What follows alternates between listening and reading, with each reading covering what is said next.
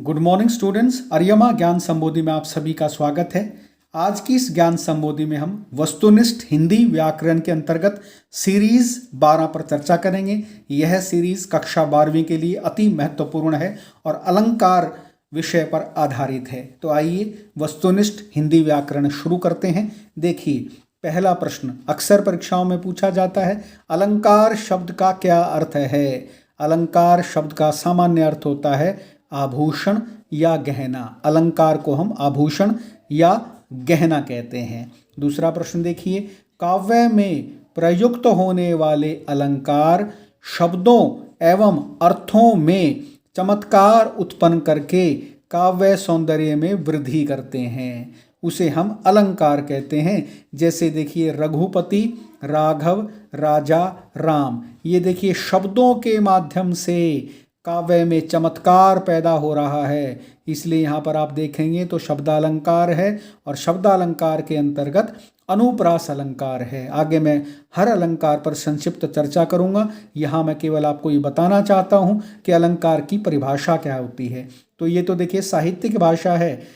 काव्य में प्रयुक्त होने वाले अलंकार शब्दों एवं अर्थों में चमत्कार उत्पन्न करके काव्य सौंदर्य में वृद्धि करते हैं। तो देखिए, आप इसको आसान से शब्दों में ऐसे समझ सकते हैं कि जो अलंकार होते हैं वो एक प्रकार से कविता के आभूषण होते हैं, वो एक प्रकार से कविता के लिए गहने होते हैं। तो अलंकारों से होता क्या है कि अलंकारों से जो कविता के अंदर सुंदरता होती है, सौंदर्य होता है, उसकी वृद्धि होती है, उसमें निखार आता है, उसकी बढ़ोतरी होती है। और ये चमत्कार कैसे होता है? ये या तो शब्दों के माध्यम से होता है और या ये अर्थों के माध्यम से होता है। और कविता के अंदर आपको पता है शब्दों और अर्थों के माध्यम से ही चमत्कार पैदा किया जाता है। तीसरा प्रश्न देखिए, अलंकार के 3 भेद होते हैं, शब्दालंकार, अर्थालंकार और उभयालंकार। उभयालंकार अक्सर जो है संस्कृत में इस्तेमाल किया जाता है। शब्दालंकार और अर्थालंकार ये अक्सर हिंदी में देखने को मिलते हैं।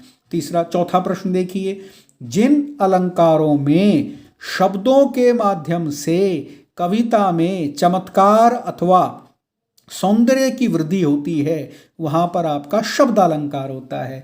जैसा कि मैंने आपको अभी ऊपर भी बताया, कई बार परिभाषा पूछ लेते हैं कि भाई शब्दालंकार कौन से होते हैं। तो सीधी सी इसकी परिभाषा बनती है कि जिन अलंकारों में शब्दों के माध्यम से कविता में चमत्कार अथवा सौंदर्य की वृद्धि होती है, उन्हें हम शब्दालंकार कहते हैं।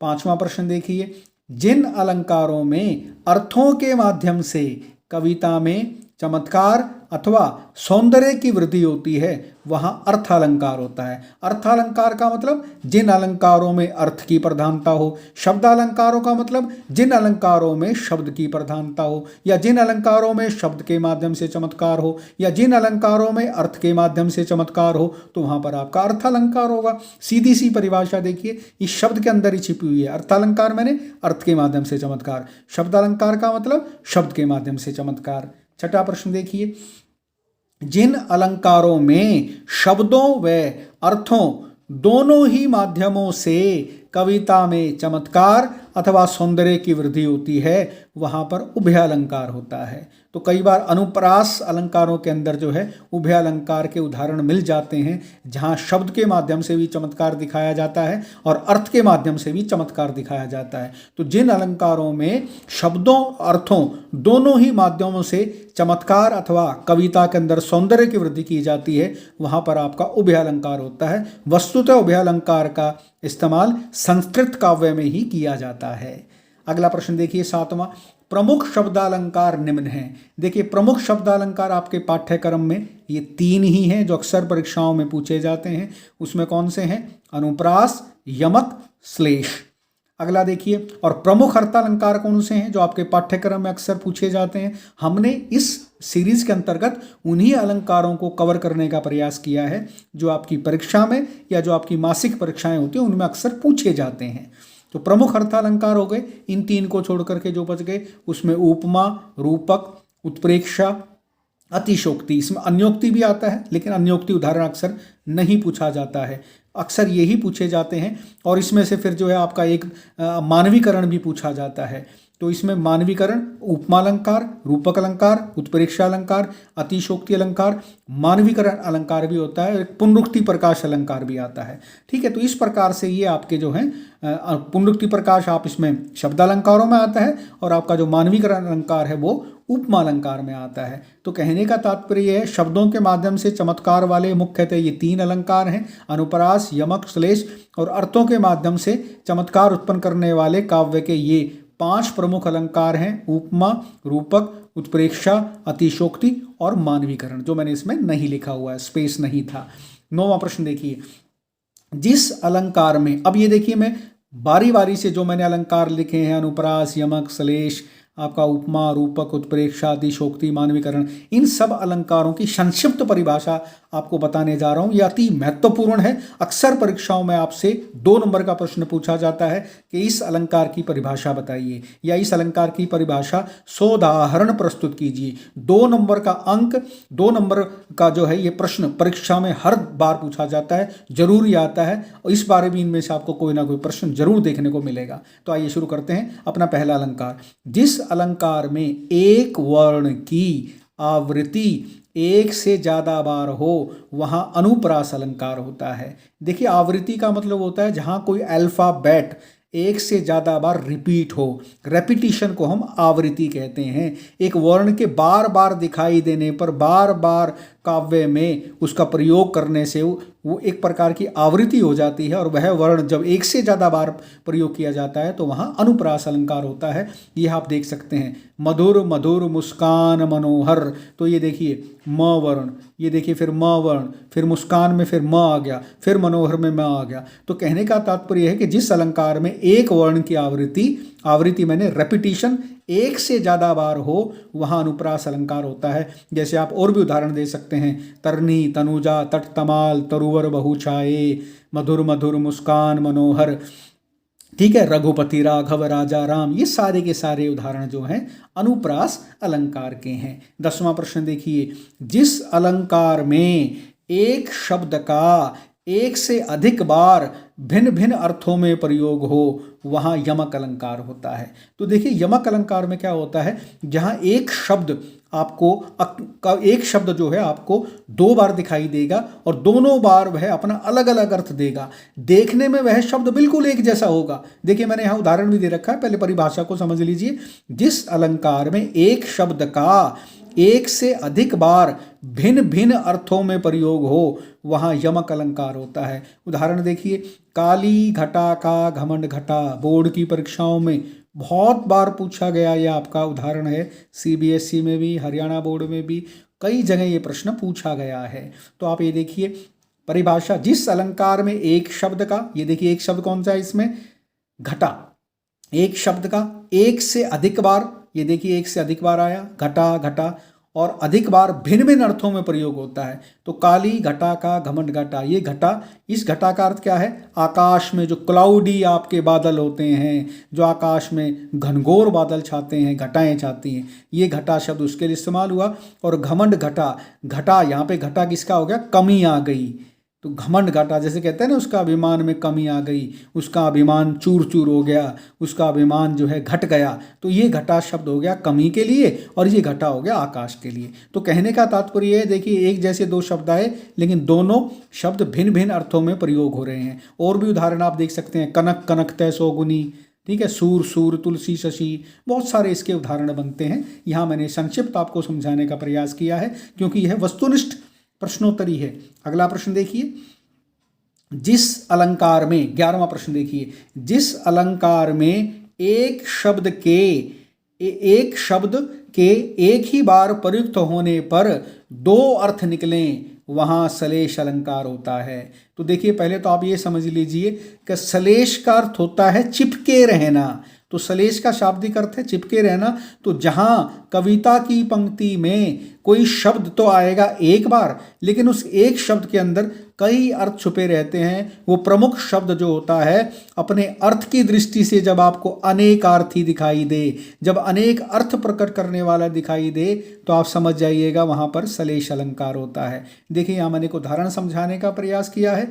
जा तन की झाई परत, शाम हरित दुति होई। तो ये देखिए जो शाम शब्द है, यहाँ शाम शब्द के दो अर्थ हैं। शाम शब्द यहाँ भगवान श्री कृष्ण के लिए भी इस्तेमाल होता है, आपको पता है हम भगवान श्री कृष्ण को शाम भी कहते हैं, और शाम शब्द जो है सांवले व्यक्ति के लिए भी इस्तेमाल होता है। तो ये असल में बिहारी सतसई आपने सुनी होगी, बिहारी कवि की, उनकी जो रचना है बिहारी सतसई, उसका पहला दोहा है, मेरी भव बाधा हरो राधा नागरी सोई, जा तन की झाई परत शाम हरित दुति होई। तो इसमें मंगलाचरण का दोहा है, इसमें मैंने नीचे की पंक्ति ली है, जा तन की झाई परत शाम हरित दुति हुई। तो यहाँ शाम शब्द के दो अर्थ हैं, श्री कृष्ण और सांवला। तो बहुत सारे आपको कविताओं में ऐसे उदाहरण दिखाई देंगे सलेश अलंकार के, जिनमें कोई शब्द कविता के अंदर एक बार प्रयुक्त किया जाएगा, लेकिन वह अपने अर्थ की दृष्टि से अनेकार्थी होगा। जैसे आपने और भी उदाहरण देखा होगा,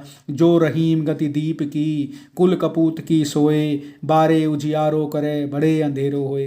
तो यहाँ दीप शब्द के दो अर्थ हैं, एक कुल दीपक होता है, एक अंधेरे को मिटाने वाला दीपक होता है। तो इस तरह के जो उदाहरण होते हैं वो सभी के सभी सलेश अलंकार के अंतर्गत आते हैं। 12वां प्रश्न देखिए, जिस अलंकार में दो वस्तुओं, पदार्थ या व्यक्तियों की आपस में तुलना की जाए वहाँ उपमा अलंकार होता है। उपमा का मतलब ही होता है दो वस्तुओं के बीच में तुलना करना, और इस उपमा अलंकार में आपको निम्नलिखित तुलना सूचक शब्द जरूर लगे हुए मिलेंगे।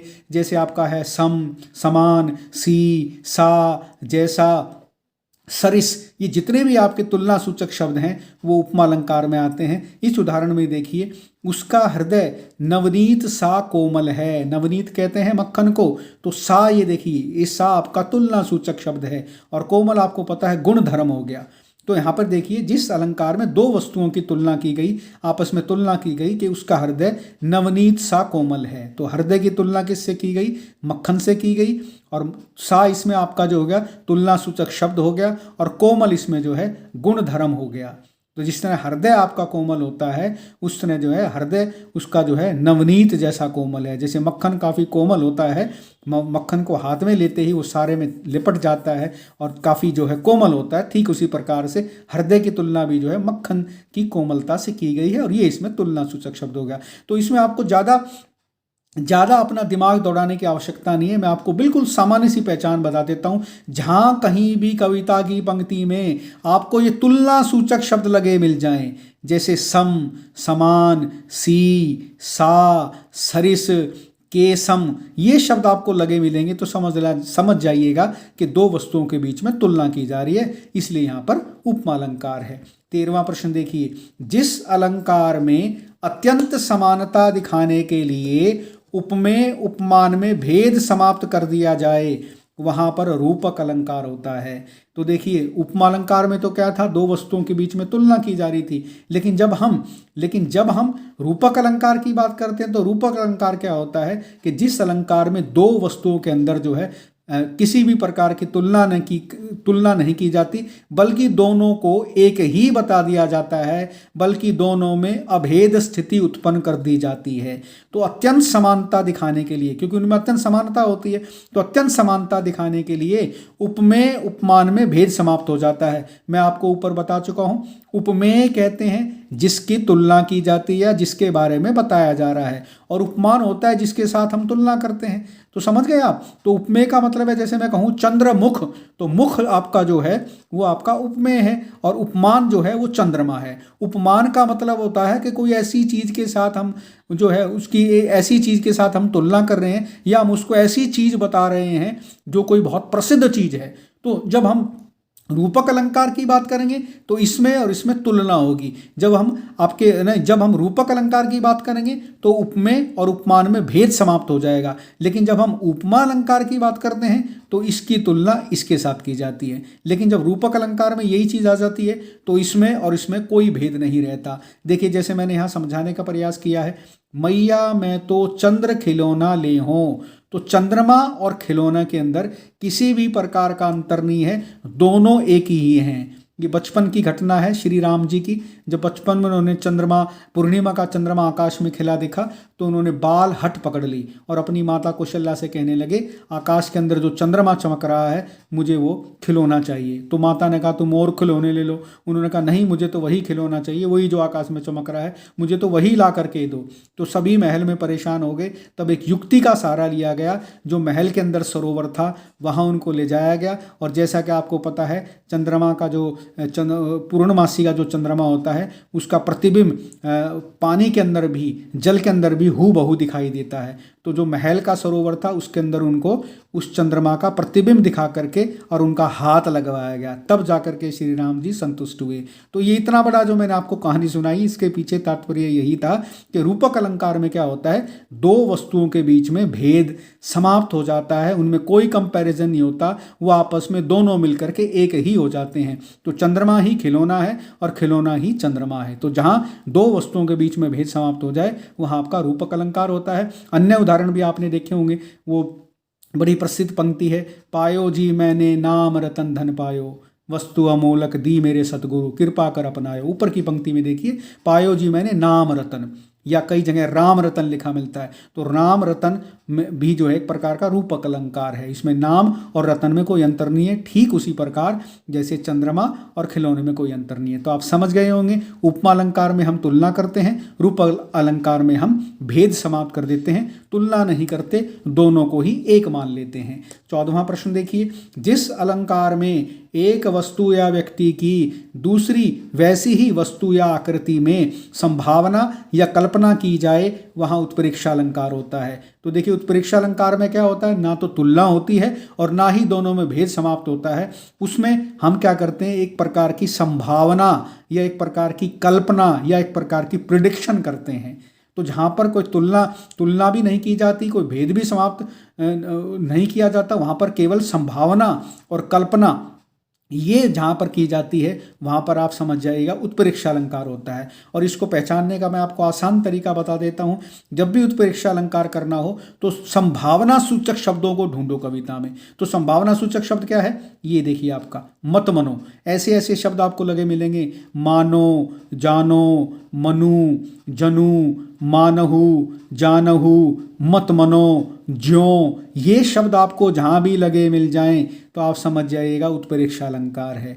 इसमें भी बिल्कुल वही समास की तरह आपको ध्यान में रखना है। जैसे किसी भी समास की परिभाषा आपस में नहीं मिलती, ऐसे ही किसी भी अलंकार की परिभाषा आपस में नहीं मिलती। उपमा अलंकार में हमने तुलना की थी, तुलना सूचक शब्द थे सम, समान, सी, सा, जैसे सम, समान, सी, सा। और जबकि जब हम उत्प्रेक्षा अलंकार की बात करते हैं तो इसमें आपके संभावना सूचक शब्द हैं मनु, जनु, मानो, जानो, मानहु, जानहु, मत मनो। तो जहाँ कहीं भी आपको ये संभावना सूचक शब्द लगे मिल जाएं, कल्पना सूचक शब्द लगे मिल जाएं, वहाँ आप समझ जाइएगा कि उत्प्रेक्षा अलंकार है। तो एक वस्तु की दूसरी वस्तु में संभावना प्रकट कर दी। सबके मत मनो, सबके मनों में ऐसा लगा मानो मयूर आहा नाच रहा, सबके मनों में ऐसा लग रहा जैसे मोर नाच रहा हो। जब कोई मनुष्य प्रसन्न होता है तो लोग कहते हैं देखो मोर की तरह नाच रहा है, मोर की तरह प्रसन्न है। तो मोर की संभावना प्रकट करना ही उत्प्रेक्षा अलंकार है। जैसे आप अन्य उदाहरण ले सकते हैं, झुककर मैंने पूछ लिया, खा गया मानो झटका। तो वो झटका नहीं खाया, अचानक किसी बात को सुनकर के आश्चर्यचकित रह गया, तो ऐसे लगा जैसे इसको झटका लगा। तो वही आपका एक प्रकार की संभावना हो गई, वही एक प्रकार की कल्पना हो गई। और जब ये दोनों चीजें आ गई, संभावना या कल्पना आ गई, तो आपका उत्प्रेक्षा अलंकार हो गया। 15वां प्रश्न देखिए, जहां जड़ प्रकृति पर मानवीय भावनाओं तथा क्रियाओं का आरोप हो वहाँ मानवीकरण अलंकार होता है। तो देखिए आप समझ जाइए कि मानवीकरण अलंकार का मतलब है जहाँ हम जड़ प्रकृति पर किसी मानवीय भावना का आरोपण कर देते हैं, उसके हाव भाव हम ऐसे प्रदर्शित करते हैं जैसे हम किसी मनुष्य के बारे में बता रहे हों, तो आप समझ जाइएगा वहाँ पर मानवीकरण अलंकार होता है। देखिए जैसे उदाहरण देखिए, मेघ आए बड़े बन ठन के संवर के। तो बादलों को मानवीय भाव में दिखाया जा रहा है कि वो ऐसे संवर के आए हैं जैसे बन ठन के आए हों, जैसे वो ड्रेसअप होके आए हों, जैसे वो सज के आए हों। तो ये जो बन ठनने का भाव है, ड्रेसअप होने का भाव है, तैयार होने का भाव है, ये मानवीय भाव है। और ये मानवीय भाव जड़ प्रकृति पर आरोपित कर दिया। जड़ प्रकृति इसमें क्या है? बादल, मेघ। बादल ऐसे आए जैसे मेघ आए बड़े बन ठन के। बादल ऐसे आ रहे हैं जैसे बन ठन के आ रहे हों। तो बादल बन ठन के आ रहे हैं, तो ये आपका जो है एक प्रकार का मानवीय भाव है। और इस मानवीय भाव का जड़ प्रकृति पर आरोपण हो गया, तो ये आपका मानवीकरण अलंकार हो गया। या आपने वो निराला जी की कविता सुनी होगी, मेघमय आसमान से उतर रही वह संध्या सुंदरी, परी सी धीरे धीरे धीरे। तो संध्या सुंदरी को परी बता दिया, उस पर जो है जड़ प्रकृति पर मानवीकरण का आरोप कर दिया, उसे एक सुंदरी बता दिया, तो फिर वह आपका मानवीकरण अलंकार हो गया। तो आप समझ गए होंगे। अगला देखिए, अंतिम प्रश्न, अतिशोक्ति अलंकार है ये। जहाँ किसी वस्तु का बढ़ा चढ़ा कर वर्णन किया जाए वहाँ अतिशोक्ति अलंकार होता है। अतिशोक्ति अलंकार में क्या होता है? जो आपकी चीज़ प्रेजेंट है, जिसके बारे में आप बताने जा रहे हैं, जब हम उसका बढ़ा चढ़ा के वर्णन करते हैं तो आपका अतिशोक्ति अलंकार होता है। तो ये देखिए, मैंने यहाँ उदाहरण लिखा है, हनुमान जी की पूंछ में लग न पाई आग, लंका सिगरी जल गई, गए निशाचर भाग। ये पंक्ति क्या कह रही है कि हनुमान जी की पूंछ में अभी आग लगी ही नहीं और लंका सारी जल गई और सारे निशाचर डर के भाग गए। तो हनुमान जी की पूंछ का ये बढ़ा चढ़ा के वर्णन किया जा रहा है कि पूंछ में आग लगेगी तभी तो हनुमान जी लंका जलाएंगे। पूंछ में आग लगी नहीं और लंका पहले जल गई। तो ये बढ़ा चढ़ा के वर्णन किया गया पूंछ का, इसलिए यहाँ पर अतिशोक्ति अलंकार है। या दूसरे उदाहरण भी आपने सुने होंगे, देख लो साकेत नगरी है यही, स्वर्ग से मिलने गगन में जा रही। साकेत नगरी हम कहते हैं अयोध्या को। तो अयोध्या के भवनों की ऊंचाई का बढ़ा चढ़ा के वर्णन है कि देख लो साकेत नगरी है यही, स्वर्ग से मिलने गगन में जा रही।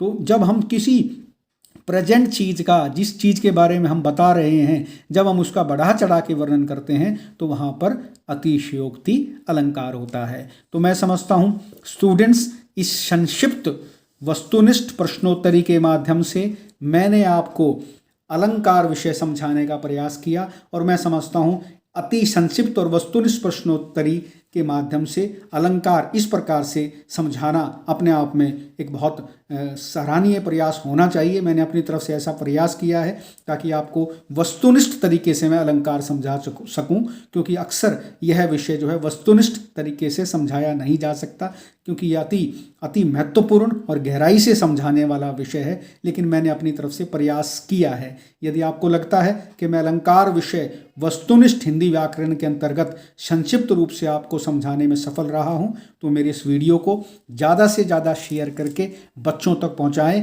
ताकि बच्चे इस विषय को गहनता से समझ सकें, क्योंकि यह अति महत्वपूर्ण विषय है जो परीक्षाओं में अक्सर पूछा जाता है। तो मैं समझता हूं मैं अपने इस प्रयास में सफल रहा हूं। धन्यवाद।